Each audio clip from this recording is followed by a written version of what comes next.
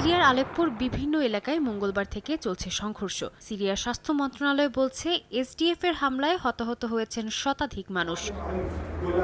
তাদের মধ্যে অনেকের অবস্থা আশঙ্কাজনক বলে জানিয়েছে স্বাস্থ্য বিভাগ। যদিও বেসামরিক এলাকায় হামলার অভিযোগ অস্বীকার করেছে কুর্দি নেতৃত্বাধীন সিরিয়ান ডেমোক্রেটিক ফোর্স এসডিএফ। স্থানীয় সময় শনিবার আলেপ্পোয় ড্রোন হামলা চালায় সংগঠনটি। একটি ড্রোন আলেপ্পোর গভর্নরেট ভবনে আঘাত হানে। সিরীয় সেনাবাহিনী বলছে, এসডিএফ ইরানি তৈরি ড্রোন ব্যবহার করছে। পররাষ্ট্র মন্ত্রণালয় এসব হামলাকে সন্ত্রাসী তৎপরতা বলে আখ্যা দিয়েছে।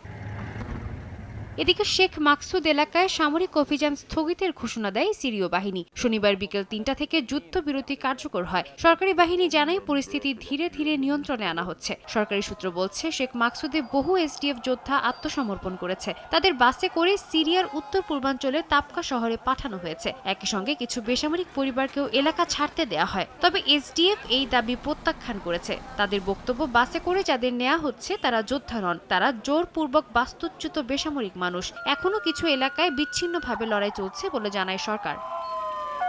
এই পরিস্থিতিতে যুক্তরাষ্ট্র উদ্বেগ প্রকাশ করেছে। মার্কিন বিশেষ দূত টম ব্যারাক সংঘর্ষ বন্ধের আহ্বান জানান। তিনি বলেন, সহিংসতার সমন্বয় চুক্তিকে ঝুঁকির মুখে ফেলছে। মার্কিন পররাষ্ট্রমন্ত্রী দফতর সংলাপ সহজ করতে প্রস্তুত বলেও জানান তিনি। এর আগে মার্চে এসডিএফ-কে রাষ্ট্রীয় কাঠামোয় অন্তর্ভুক্তির চুক্তি হয়েছিল। সরকার বলছে, সেই চুক্তির শর্ত এখনো মানা হয়নি। আলেপ্পোর গভর্নরের দাবি, এসডিএফ চুক্তি অনুযায়ী এলাকা ছাড়েনি, বরং ওই এলাকাকে হামলার ঘাঁটি হিসেবে ব্যবহার করা হয়েছে। সরকার নিয়ন্ত্রণ পুনঃপ্রতিষ্ঠার চেষ্টা করছে বলে জানান তিনি।